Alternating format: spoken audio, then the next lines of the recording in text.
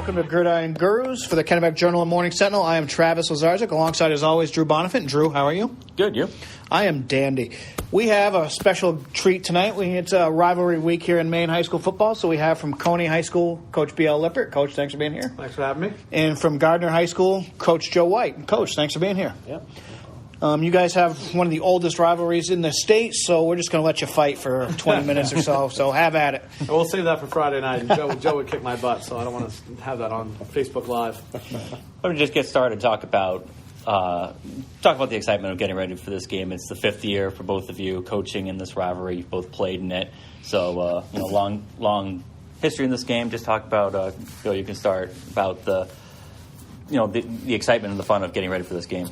Yeah, it's definitely a fun week, and every year, I think we're getting older, and we feel like it's not the same buzz as it was, in 1994 when you played, or 99, or even 2005 when I started coaching. But as the week builds, I think kids start, really start to anticipate it. And I know on Friday night there'll be a big crowd. The pomp and circumstance will be there then. But the old, coach in me just wishes all week long. It was the only thing we talked about. But there's just so many other things going on in the world now that, Cony-Gardiner, once you guys start writing articles, on Thursday, Friday, whatever, that's when the buzz will really pick up. It's been a little bit quiet to start the week for whatever reason, but, I know come Friday night it will be exciting, and the old coaches and us, we've played in it, coached in it forever, so it's very exciting, and, this year it's the last week. Last year was week 7, which was a little bit odd. Yeah, that's right. So it's back as the last game of the year, with the playoffs after that, so that's back where it should be and where it kind of feels normal. Yeah, absolutely. It's an exciting week for the kids too, and they have to listen to stories of old, because everyone on the staff has participated in the Cony-Gardiner game, and it's a great week all around, and it's a great way to finish the season, despite the records. It comes down to anything in the Cony-Gardiner game, and typically it's just for pride. In some cases, sometimes there's playoff implications, but it doesn't take a whole lot to get them up for Cony-Gardiner week, and they appreciate the stories and things like that.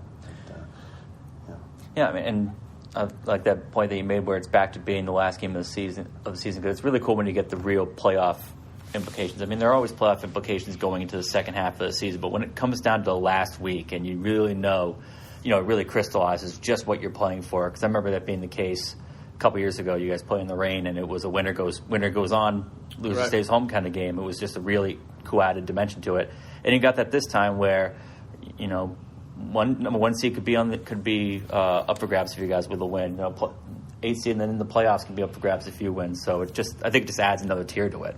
Yeah, definitely, and that's some years both teams are going, either team's going, one or the other. So it's different every year, which keeps it fresh, and they've got a lot to play for certainly, and we do as well. I think most scenarios, or I guess maybe the most likely scenario where it look like maybe a 2 seed if we win, and Gardner's certainly in for sure with a win, or I think even a Hampden win, they get in. So I can't figure out all the magic scenarios. Of the math of Yeah, and so I haven't figured them all out, but at the end of the day, it does have playoff implications for both of us, and whether it's seeding or getting in or out, is important, and but that's adds an element to it, and the game alone and without playoffs is important enough. So adding that in, heightens it to another level. Do you remember or have you noticed the nature of the game changing in terms of how the teams view each other? It seems like it's a friendly rivalry now, or there's respect for both sides. Both teams want to beat each other. Both teams really have a goal to beat each other, but it's not so much anger and vitriol and all that stuff. It's not like Ohio State, Michigan, in other words. Was it ever that point, or has it always been kind of the way it is now? Oh, I think back in the day it was a little more intense. Yeah. I would say, I didn't Pat Munzing's on his coach's staff, and I played against him for 2 years. I didn't talk to him ever in my life. I knew who he was. He was a coach's kid. So now our kids talk to him on Snapchat and Facebook, and they're on AAU teams together. So they really converse all year long, and they'll come to me with oh, did you hear so-and-so's playing this position for them now? I'm like, how do you know that? You haven't seen the film. And they're like, oh, well, I talked to this kid who's a linebacker. So they interact with each other more, and once you start doing that, then I think a level of hatred, so to speak, comes down a notch. I think it's easier to just ignore him, not talk to him your whole life, and then play him 3 times in your career, and then maybe run into him later on in life, like Joe and I and Pat. But yeah, I think with the amount of teams they're on in different sports and social media, they've known each other and played with and against each other since they were 10 or 11 in baseball and lacrosse, and so I think I don't think there's as much animosity as there once was. That's my opinion. Yeah. No, I agree. And like you pointed out, they play one another in other sports, and they seem to be a little bit friendlier. The social media piece certainly helps connect them differently than what it was 20, 25 years ago. I remember growing up as a kid, there were fights in the stands at Cony-Gardiner hockey games and things like that. And it's a little different vibe now. Is there any trash talk on the social media? I know it's a great way to bring people together and kind of build bridges, but is there any of the other stuff you might see? I'm sure there is. Every once in a while, I think there's subterfuge going on where, this guy's hurt, coach, he's not playing, or he's moved to I think that sometimes they feed each other, lines, to kind of see how far it goes. Yeah, kind of fake news. Absolutely. Every star player on every team we've played this season has had somebody that's not going to be in there, and then all of a sudden you show up. Yeah. The guy's warming up. Yeah. Like, I thought he wasn't suiting. I thought he was academically ineligible. That's what so-and-so said. Well, maybe you should listen to him. Yeah. See, read. If you didn't hear from Drew, it didn't happen. Yeah, that's right. So, I think there's an element. They do talk to each other. Sometimes it's true, and sometimes it's just bravado, and probably how we would have been if we had social media, but we didn't. Back in the day, you have to call someone on a landline, and we didn't do a lot of that. Yeah, right. Just further proof that even high school reporters need that blue check mark. We need that even down at our levels. Yeah. Coach White, you mentioned the stories. Is there one that you never get tired of telling, or the kids never get tired of hearing? My senior year, we started out 0-4, and there were playoff implications in that season at the end of the year. I think Coney was 3-4, and we were 2-5 going into that final game. It was pouring rain like this morning. The field condition was awful, mud up to your ankles, and we won 9-6 on a goal line stand.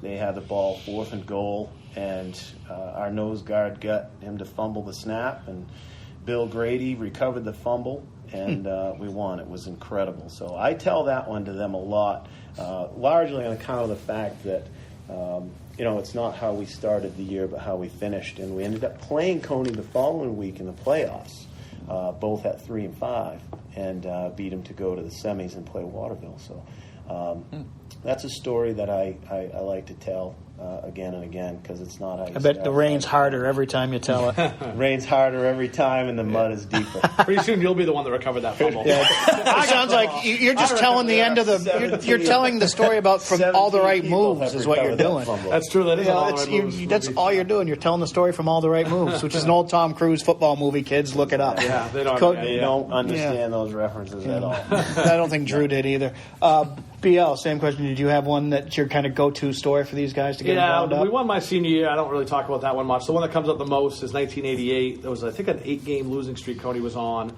the longest ever in Cony-Gardiner, I think. And they've been shut out, I believe, 3 years in a row. And Coach Devin Saban and Rusty Hopkins were on our staff. They both had sons that have played for us and have since graduated. So they were both seniors on that team. And Coney beat them 22-0 at Capitol Park.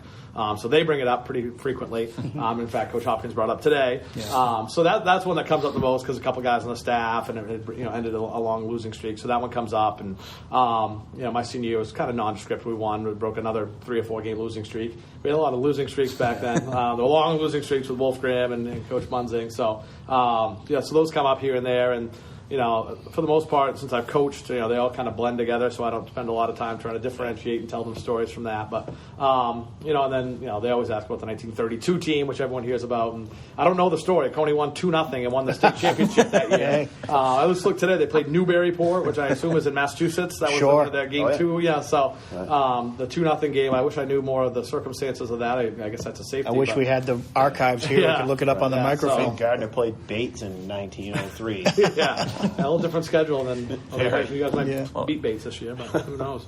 It's funny on the topic of stories. I was talking to some players from the last decade in this rivalry, and I was talking to actually Colin Foy the other day, and about the overtime game that Gardner won. It's my cue to leave. Yeah, I had a feeling that was gonna not go over well for half the guests here, but he was just talking about the game, and I was talking about at halftime, and then the fourth quarter, and then the overtime, the first possession. And by then, you could hear his voice rising, and he talked about Matt Boynton getting the interception. And he says, he says, and I see Matt Bunny come down, and I'm just going like, "That away, Matty B!" And then he even said on the phone, he says, "I'm sorry, I'm getting all excited." You can almost hear the NFL Films music in the background as he's telling the story. It's definitely there. It's it starts off they're just saying, "Oh yeah, it's always a nice game," and then give them 5 minutes and they're standing up and yelling at the phone. Yeah. No, Coach White, your entire staff played this game. BL, yours didn't.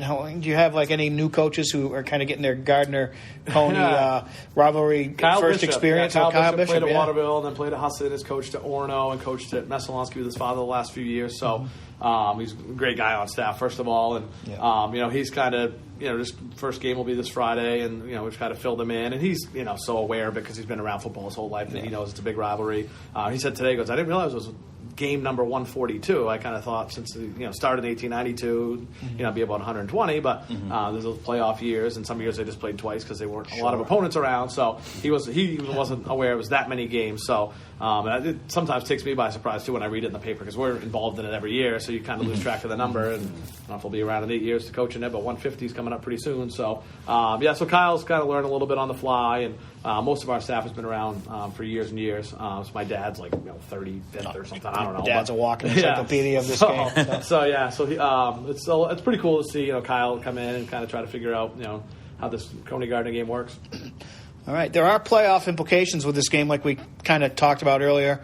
Let's try to break them all down without getting into too much math. Good luck. It looks like Brunswick and you guys, Coney, are going to be 1-2 in some order.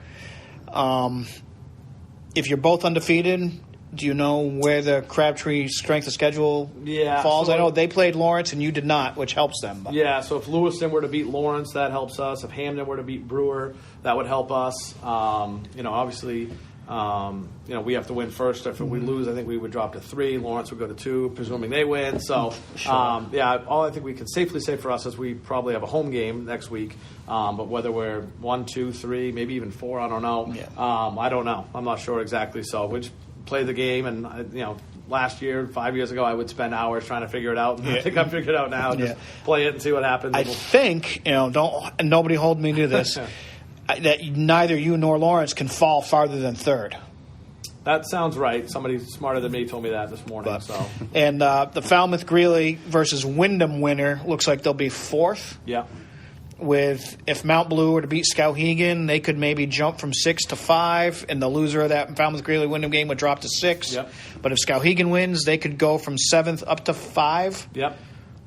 Depending on all the intricacies. And then you guys, of course, a win and you're in, and with a loss, you're still in if Hamden beats Brewer, I think. Yeah. Did you write all that down, everybody? Yeah. There'll be a test Friday morning. Yeah, play the games. Yeah, we'll figure it out. That's kind of a topic. Do you even bother talking about that with your players? Like, okay, if we win this game and we get this default, or is it if it's not a straightforward scenario, it's not even worth bringing? Yeah, and even if it were, I just wanted to focus on our role. I don't want to, scoreboard watching, so to speak. At halftime, hey, what's going on in that Hamden Brewer game? We might check it. I don't know. But I don't worry them too much. They need to just focus on Gardner, and we'll play someone at Alumni Field next Friday, and whoever that is. And another kind of wrinkle this year, one of the unintended consequences of an 8-team Class A. Class A has one more week in their schedule after this. They're going to play a 9-game regular season. The schools that play Class A teams aren't getting the full schedule for their Crabtree points. Like Lawrence, for instance, playing Lewiston this week. Then Lewiston has another game against Edward Little next week. Mount Blue played Edward Little, and now they have another game. Did you guys play? We played Lewiston, and Brunswick played EL. And they play next week. So the winner of that game might have helped either us or Brunswick, but that's next week. I don't think at halftime of our playoff game we're going to reseed. I don't know if it affects you guys or not, Coach. Or no, I don't think so. Yeah, they didn't have a Class A crossover game, so I think it's pretty much this. Their Class A crossover was Wyndham, who dropped from A to B. Right. Sure. With you guys going up from C to B. So. Yeah, because you guys could still finish with the same amount of Crabtree points as Brunswick, right? If let's say Hamden wins and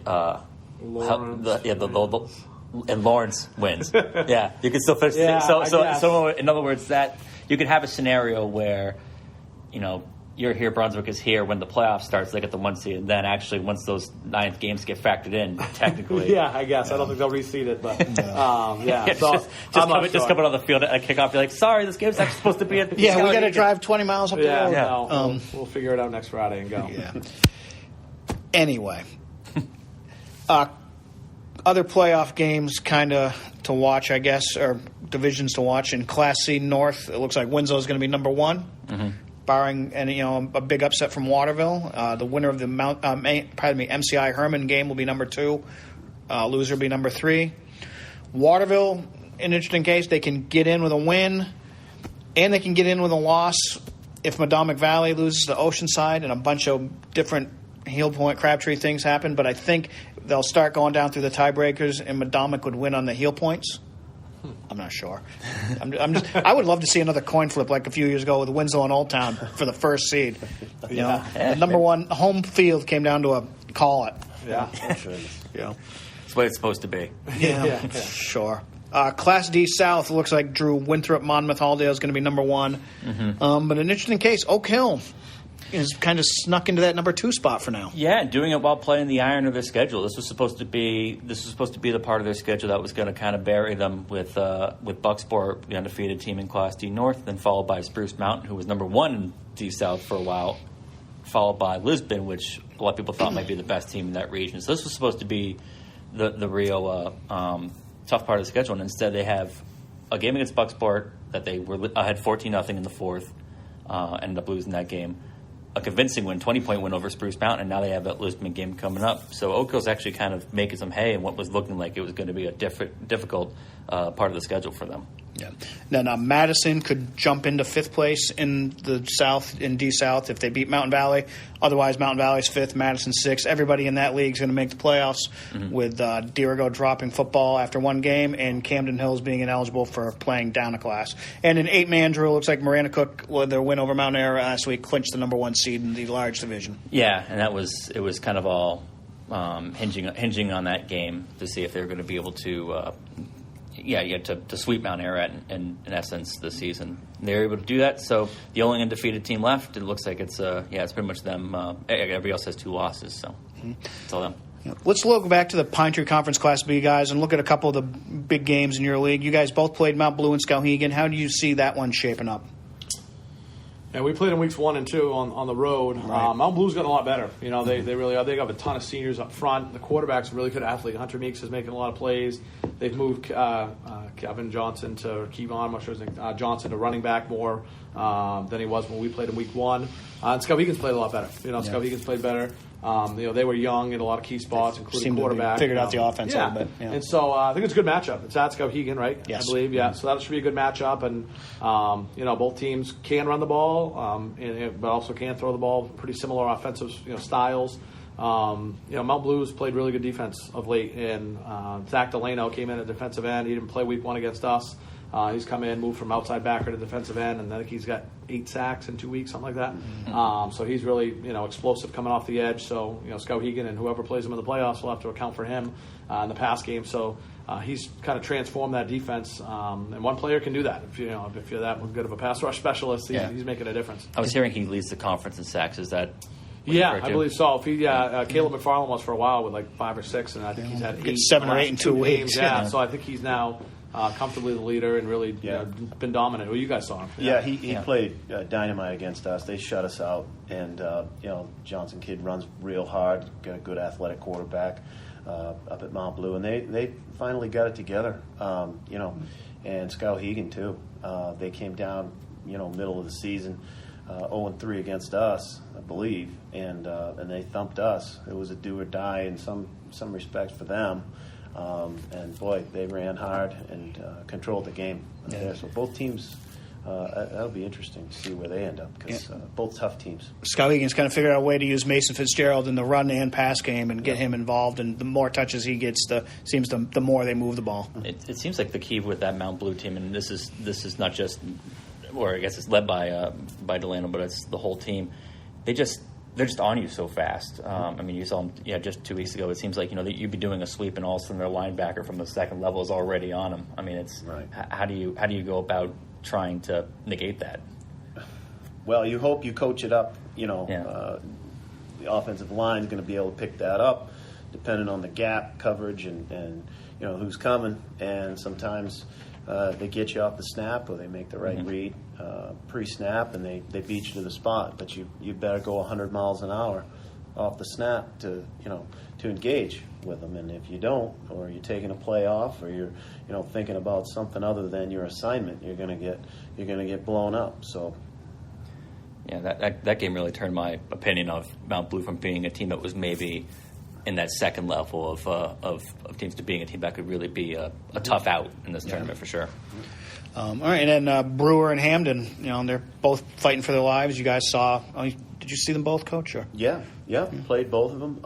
Hamden's offense is really it's a great plan. They fumble and stumble at the least opportune times, and but I've watched a lot of them on film and haven't played them. They scored a quick 20 on us. It was 37-0 at one point. Next thing you know, it's 30-20, and they can strike quick when they run their stuff, and they got a good plan. I could see them spreading out Brewer and making some headway with Brewer. Brewer's they're gonna run the ball, and they're Brewer. Sure. They're gonna pound it and scrap for everything that they get. So that'll be an interesting game. Yeah, well, because the Zach, the Beloff kid, I can't remember his first name, but his cousin's on our team. The quarterback for him is only a sophomore, and he really throws a nice ball. He throws the deep ball as well as anybody in our league, and they've got a couple of capable receivers, and they had a big deep ball against us for a touchdown, and Brewer plays almost exclusively man to man or with no free safety most of the game. So you've got four guys singled up and him a chance to pick out his receiver and go. So that could be an interesting matchup. And like you said, I don't think Hamden has any path to make the playoffs. No, they can play a spoiler. I think. That's it. Yeah. So Brewer wins and they're in. I believe it's at Brewer as well. It's hard to throw the ball under those there's no lights there. It's really dark. So maybe that's an advantage. It is. Yeah, sure. It has been for decades down there. Yep. So. Should be a pretty entertaining game, though, I think. Could be pretty high scoring. Taylor Heath and Eli Dutil disagree. That's true. They had a nice night up there, but and in general, it's hard to see. It was hard for the D-backs to see that night. That's true. Right. Okay, well, that'll do it for us for this week for Gridiron Gurus. We hope you get out to some games and enjoy them this weekend. Drew and I will be back next week with a guest to talk about the playoff matchups. So thanks for joining us, and we'll see you next time.